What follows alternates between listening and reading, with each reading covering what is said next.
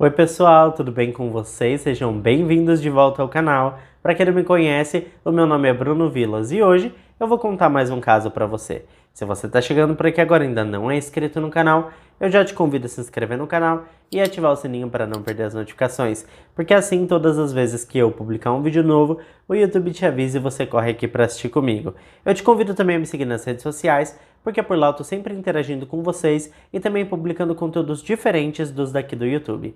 Pessoal, não sei se vocês estão sabendo, mas a gente tá tendo aí uma quinzena inteira de vídeos de casos criminais e esse daqui eu acho que é o terceiro ou quarto vídeo, não tenho certeza. Então eu vou deixar num comentário fixado os outros vídeos dessa quinzena para que você possa assistir caso você não tenha assistido todos eles.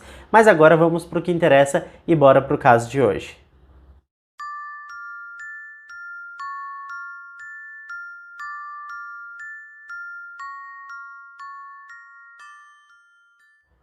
Eu conto regularmente aqui no canal casos de assassinos que vão a interrogatórios e tentam de todas as maneiras confundir os investigadores e mentem descaradamente para salvar suas próprias peles. Mas você já imaginou a possibilidade de uma pessoa comparecer a esses interrogatórios como um suspeito de cometer um crime, mas tentar contar a verdade e convencer as autoridades de que tudo foi um mal-entendido e que pegaram o cara errado?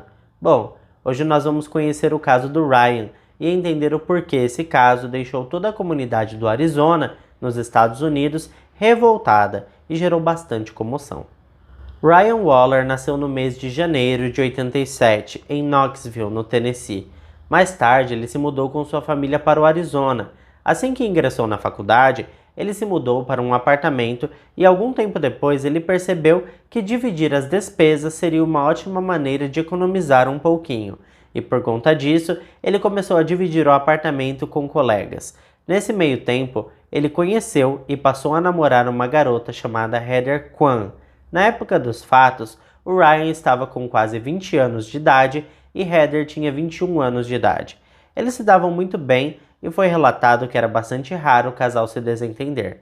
Eles já tinham sido introduzidos um na família do outro, portanto os feriados religiosos, como Natal, por exemplo, eram passados em família, e é natural que no ano de 2006 não fosse diferente. Inclusive, o pai do Ryan confirmou com ele naquela semana que a presença dos dois no dia do Natal estava confirmada na casa da família.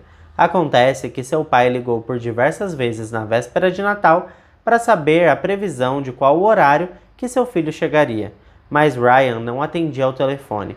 Poucas horas depois, uma nova tentativa de ligação foi feita, mas dessa vez o celular nem chamava. Os pais dele imaginaram que ele estaria sem bateria, então após algumas horas tentaram falar tanto no telefone dele quanto no de Heather, mas não tiveram sucesso. O alerta paterno soou dentro do coração do pai do Ryan, e então ele ligou para a polícia solicitando que fosse feita uma visita ao apartamento do filho para checar o bem-estar do casal. A polícia de Phoenix City, no Arizona, acatou a solicitação do pai após alguns minutos de insistência. Era Natal, portanto naturalmente as avenidas e rodovias ficavam abarrotadas de carros, e o trânsito bastante congestionado. Mas o pai do Ryan não desligava o telefone e insistia para que fossem até a casa de seu filho. Ele finalmente conseguiu que o agente prometesse que iria checar a ocorrência. Quando a viatura da polícia chegou no endereço fornecido, eles encontraram o corpo já sem vida de Heather, mas logo foi constatado que Ryan Waller ainda estava vivo. Ele estava desacordado e tinha um grave olho roxo, que estava inchado e parecia ter levado diversos socos. A polícia chacoalhou o rapaz e o chamou diversas vezes. Ryan de repente balbuciou algumas palavras. Ele parecia estar meio grogue, meio acordado, meio desacordado. Aquela cena parecia exatamente uma cena de feminicídio, onde a vítima tinha lutado por sua vida e tinha conseguido acertar em cheio seu agressor. Analisando rapidamente a cena recém-descoberta, as autoridades rapidamente presumiram que o Ryan era o principal e único suspeito. E pela bagunça encontrada na cena do crime, era bastante previsível que uma briga se instaurou e em seguida os dois tiveram um confronto físico. Heather, em algum momento, teria acertado Ryan no olho e ele teria perdido o controle e tirado a vida dela. Para a polícia, aquele seria um caso bastante simples de solucionar e era necessário apenas que Ryan confessasse o que fez com sua namorada. Por isso, ao invés de encaminhar o jovem ao hospital, os policiais tiveram uma ideia totalmente diferente.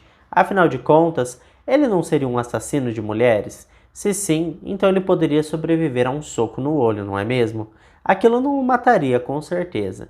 Com isso, Ryan Waller foi colocado no banco de trás de uma viatura de polícia enquanto a polícia anotava os detalhes e investigava a cena do crime, que, como eu disse para vocês, os investigadores julgavam bastante simples e fácil de resolver. Os investigadores solicitaram a presença dos médicos peritos para fazer uma análise preliminar e determinar exatamente o que tinha acontecido com a Heather. Os médicos chegaram e foram atender a solicitação das autoridades policiais, mas ninguém acionou nenhum socorrista para analisar os ferimentos do Ryan. Parecia mesmo que as autoridades queriam punir o jovem, que deveria estar sentindo muita dor. Após passar muito tempo na viatura da polícia, as autoridades transportaram o suspeito para a delegacia, para um exaustivo interrogatório. Os policiais têm bastante experiência com cenas de crime, isso porque têm diversos treinamentos e também porque convivem com essa realidade diariamente. Por conta disso, eles estavam certos, eles tinham certeza de que o Ryan tinha cometido aquele crime horrível. O interrogatório, entretanto, é uma etapa crucial, porque embora eles estivessem certos de que o jovem tinha aprontado alguma coisa, era necessário colher as informações das próprias palavras do suspeito. Os investigadores contam com técnicas especiais para interrogatórios e estavam crentes de que extrairiam toda a verdade do jovem e que aquele caso seria solucionado tão rapidamente quanto começou. Antes de iniciar os questionamentos, os investigadores tiraram diversas fotos de seus ferimentos. Todos os ângulos das fotos foram tiradas no sentido de não perder nenhum detalhe minucioso. Afinal de contas, era uma mulher que estava atingindo o jovem na tentativa de proteger sua integridade e sair viva daquela confusão. No entanto, as autoridades tiraram 43 fotos dos ferimentos do Ryan. É evidente que desde o começo, assim que o Ryan começou a falar, o detetive não acreditou em nada do que o jovem estava dizendo.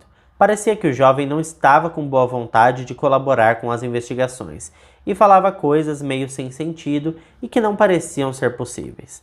Bom, como já sabemos, os investigadores tinham suas próprias teorias para o que tinha acontecido naquele apartamento. Eles estavam determinados que aquela era a verdade. Fica evidente que eles faziam perguntas no sentido de que Ryan tinha atacado sua namorada. Mas as respostas do jovem eram completamente fora de contexto. A verdade é que as respostas dele não eram claras e completas, porque ele alegava que estava com um grave ferimento na cabeça. Ele tinha dificuldades de encarar os investigadores, e essa atitude foi encarada como uma tentativa de se esquivar da culpa. No meio de seu depoimento, Ryan fala com dificuldades ao investigador que o entrevista que ele tinha levado um tiro no olho. É óbvio que o investigador não aceitaria essa declaração sem sorrir e zombar do jovem.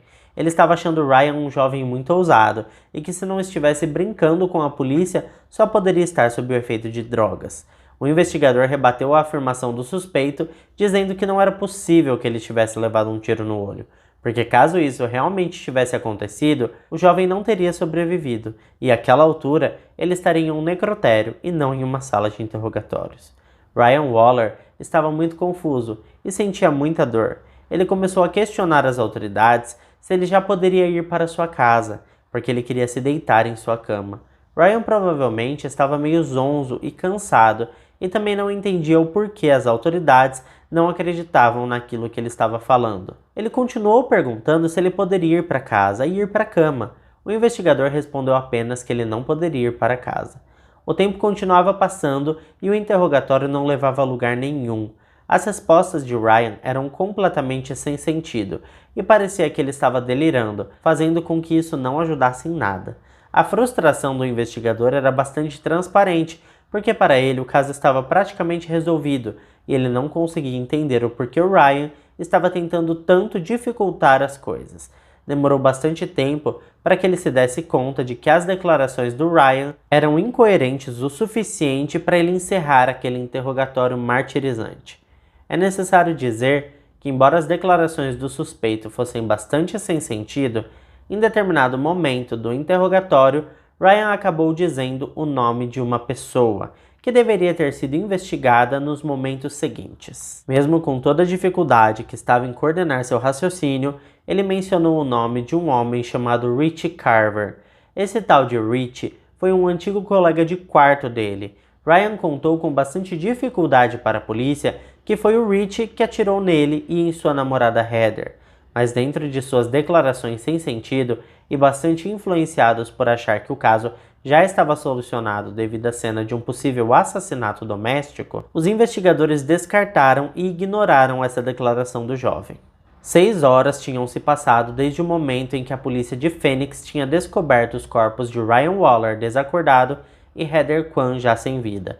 Foi quando o investigador que estava entrevistando Ryan finalmente se convenceu de que alguma coisa diferente do que ele imaginava poderia ter acontecido com o casal. O profissional chegou mais próximo do jovem e começou a fazer um inventário de seus ferimentos. No momento em que ele segurou a cabeça do Ryan, o jovem gemeu de dor e resmungou que sua cabeça doía muito.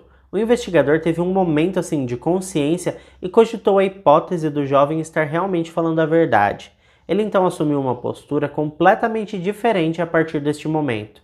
E vale lembrar que os interrogatórios são gravados, então tinha uma câmera com áudio bem ali pertinho deles. Considerando a remota hipótese de que o garoto estivesse falando a verdade, naquele momento o investigador se deu conta de que o suspeito em sua frente estava baleado, e não houve nada que as autoridades tivessem feito até aquele momento para ajudá-lo. Imediatamente, ele informou o jovem que chamaria um médico para avaliar o quadro de saúde do jovem e tirou suas algemas. Não ficou 100% claro o motivo pelo qual a polícia demorou tanto para reconhecer a terrível situação em que Ryan Waller se encontrava. O que é consenso é que os investigadores estavam certos de que ele tinha tirado a vida de sua namorada e que o caso seguiria nessa linha, o que na verdade não muda o fato de ter sido negado atendimento médico ao jovem.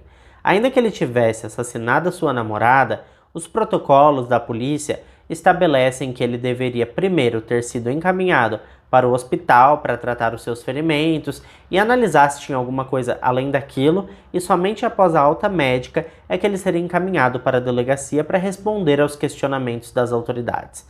Mas isso não foi feito. Assim que o jovem deu entrada no hospital, Ryan teve que ser levado às pressas para a sala de cirurgia.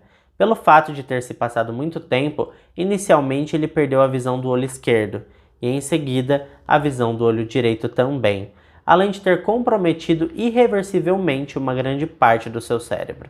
Para desespero de toda a equipe policial envolvida no caso de Ryan, o relatório da equipe médica ficou pronto e foi determinado que sim, o jovem realmente havia sido baleado, não apenas uma, mas 2 vezes na cabeça. Neste momento, o mínimo que os investigadores poderiam fazer era procurar em suas anotações o nome do homem que Ryan tinha denunciado às autoridades. Eles voltaram para a delegacia e encontraram nas anotações o nome de Rich Carver e foram atrás dessa pessoa. A força-tarefa montada pela polícia prendeu um homem chamado Larry também, que era o pai do Rich. Algum tempo depois, foi esclarecido o que aconteceu com o jovem casal. No dia 23 de dezembro de 2006, 2 dias antes do Natal, Ryan Waller e sua namorada Heather Kwan estavam curtindo a noite em casa mesmo, assistindo filme, comendo pipoca e conversando. Era uma noite simples, coisa rotineira de casais apaixonados. No entanto, tudo mudou depois que eles ouviram várias batidas na porta. Quando Ryan abriu a porta, ele foi colocado sob a mira de uma arma por 2 homens que queriam entrar no apartamento. Ele então teve o instinto rápido de tentar fechar a porta, mas foi aí que os intrusos atiraram em sua direção. Eles acertaram Ryan na cabeça, e quando ele caiu desacordado, os 2 entraram, e como já sabemos, esses homens eram Rich e seu pai Larry. Não foi provado que Heather tivesse sofrido algum abuso. Então o que foi determinado é que em seguida os agressores foram até a jovem e descarregaram a arma nela, tirando sua vida instantaneamente. De qualquer maneira, Heather sofreria as consequências, porque ela era uma testemunha do que tinha acabado de acontecer com o Ryan. Os 2 saíram da cena do crime levando a arma do Ryan e também o seu computador. Um neurocirurgião falou em entrevista sobre as horas posteriores ao ataque. No intervalo entre o instante em que foi baleado até o momento que a polícia chegou no apartamento do jovem casal, muita coisa pode ter acontecido. De acordo com esse profissional, Ryan provavelmente recuperou e perdeu a consciência assim por diversas vezes. Aquelas horas foram provavelmente as mais angustiantes para o jovem, porque ele tinha acabado de ser alvejado e seu cérebro estava tentando coordenar as etapas de sobrevivência, mesmo que boa parte do órgão estivesse comprometida. É possível que ele tenha acordado várias vezes, se levantado, tentado processar o que tinha acontecido naquela cena e desmaiado novamente. Diversas memórias corriam por sua cabeça num emaranhado de confusão, desespero e angústia. Rich nunca admitiu o porquê atirou contra o casal. Algumas teorias foram levantadas para justificar o motivo dos disparos. Algumas fontes sugerem que Ryan e Rich tiveram uma briga física enquanto ainda eram colegas de quarto. E essa briga teve um desfecho ameaçador, no qual um apontou uma arma na cara do outro. Mas nenhum dos dois puxou o gatilho naquela ocasião. Existe uma outra explicação também que esclarece que, na verdade, Rich paquerou a Heather em algumas ocasiões, mesmo sabendo que ela estava com seu colega de quarto Ryan. Rich teria feito isso para provocar o seu oponente. Na primeira quinzena de junho de 2008, Rich foi condenado à prisão perpétua por homicídio, roubo, agressão agravada e má conduta envolvendo armas. Já o seu pai Larry inicialmente recebeu liberdade, porque a maioria das evidências usadas contra ele se baseavam em uma confissão que ele tinha feito à sua esposa. Mas o caso contra ele caiu a partir do momento em que ela invocou seu direito de privilégio conjugal e, portanto, teve o direito de se recusar a testemunhar. Larry foi automaticamente colocado em liberdade. A família de Heather Kwan apelou aos legisladores do Arizona para usar um artifício que mais tarde ficou conhecido como Lei de Heather, que tinha por finalidade revogar a lei do privilégio conjugal em determinados tipos de casos. 3 anos depois, após uma fervorosa batalha judicial, Larry Carver se tornou réu novamente em novembro de 2011. Ele foi julgado em um julgamento que demorou 10 dias, e o júri deliberou por 2 dias antes de considerá-lo culpado de assassinato em primeiro grau, tentativa de assassinato em primeiro grau, roubo e agressão agravada. Infelizmente, o jovem Ryan, além de ter ficado cego dos 2 olhos, ainda passou a sofrer de convulsões regularmente, como resultado de seus ferimentos.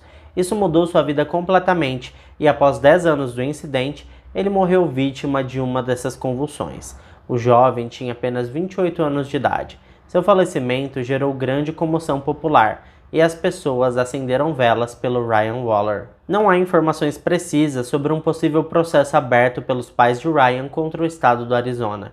Algumas fontes sugerem que tenha sido aberto um processo milionário, que em seguida foi recusado pela justiça. Outras fontes sugerem que a família tenha cogitado de entrar com esse processo, mas depois preferiu não prosseguir. De qualquer maneira, eu quero saber o que vocês pensam sobre esse caso. Será que o tempo de atendimento influenciou na gravidade dos ferimentos de Ryan? Um oficial da polícia deu uma entrevista mais tarde alegando que mesmo se o garoto tivesse sido encaminhado ao hospital logo após ter sido encontrado, não haveria mais nada que pudesse ter mudado as suas sequelas. O que vocês pensam sobre isso? Eu acho que assim, o atendimento médico, quanto mais rápido, mais eficiente é. Pode ser que não tivesse mudado as sequelas, mas talvez tivesse melhorado alguma coisa, né? Eu não sou médico, mas essa é a ideia que eu fico na cabeça, sabe? Que quanto mais rápido a pessoa for atendida, melhor vai ser o resultado do tratamento, né? Pelo menos é isso que eu penso. Mas e aí, gente, o que vocês acharam desse caso? Deixa aqui pra mim nos comentários. Como eu falei pra vocês, eu deixei num comentário fixado os vídeos que são dessa quinzena criminal e eu vou ir atualizando conforme for saindo vídeos novos. E tem um caso que é bem legal, que também envolve, assim, um pouco de negligência da polícia, até um pouco de maldade, que é o do Andrew Sadek. Vai estar aqui no comentário também, dá uma olhadinha lá e me diz o que você achou. Bom, pessoal, esse foi o caso de hoje. Se você ficou até aqui comigo, não esquece de deixar o seu like, que me motiva muito a continuar trazendo esse tipo de conteúdo aqui pra vocês. Eu fico por aqui e até o próximo vídeo.